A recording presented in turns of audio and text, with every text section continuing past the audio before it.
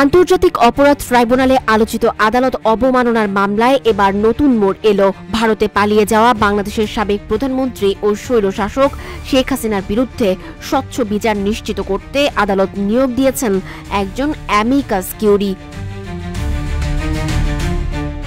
Amicus curiae হল আদালতের বন্ধু। আন্তর্জাতিক অপরাধ ট্রাইব্যুনালে আদালত অবমাননার মামলায় সাবেক প্রধানমন্ত্রী শেখ হাসিনা ও গাইবান্ধার শাকিল আকন্দ বুলবুল ওরফে মোহাম্মদ শাকিল আলমের বিরুদ্ধে বিচার কার্যক্রম চলমান রয়েছে। বিচার কার্যক্রমের স্বচ্ছতা নিশ্চিত করতে বৃহস্পতিবার একজন অ্যামিকাস কিউরি বা আদালতের বন্ধু নিয়োগ দিয়েছে ট্রাইব্যুনাল। নিযুক্ত অ্যামিকাস কিউরি হলেন সুপ্রিম কোর্টের জ্যেষ্ঠ আইনজীবী AY মশিউজ্জামান। RICL TMX যুগের পর যুগ স্থাপনা থাকে মজবুত। বিচারপতি মোহাম্মদ গোলাম মুর্তুজা মজুমদারের নেতৃত্বাধীন 3 সদস্যের ট্রাইব্যুনাল এই আদেশ দেন। ট্রাইব্যুনালের অপর 2 সদস্য হলেন বিচারপতি মোহাম্মদ শফিউল আলম মাহমুদ ও বিচারপতি মোহাম্মদ মুহিতুল হক এনাম চৌধুরী। এর আগে 3 জুন মামলার শুনানির জন্য 19 জুন দিন ধার্য করেছিলেন আদালত। অভিযোগ অনুযায়ী 226 জনকে হত্যার লাইসেন্স পেয়ে গেছি এমন একটি অডিও ক্লিপ সামাজিক মাধ্যমে ছড়িয়ে পড়ে, যেখানে শেখ হাসিনার নাম উল্লেখ করা হয়।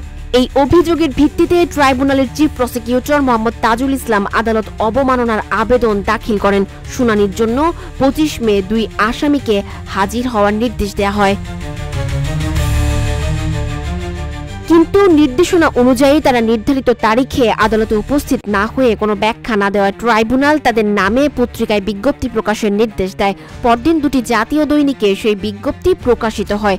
বর্তমানে মামলাটি বিচারাধীন এবং আদালতের নির্দেশনা অনুযায়ী পরবর্তী কার্যক্রমে অ্যামিকাস কিউরি আদালতকে আইনগত দিক নির্দেশনা দিতে সহায়তা করবেন।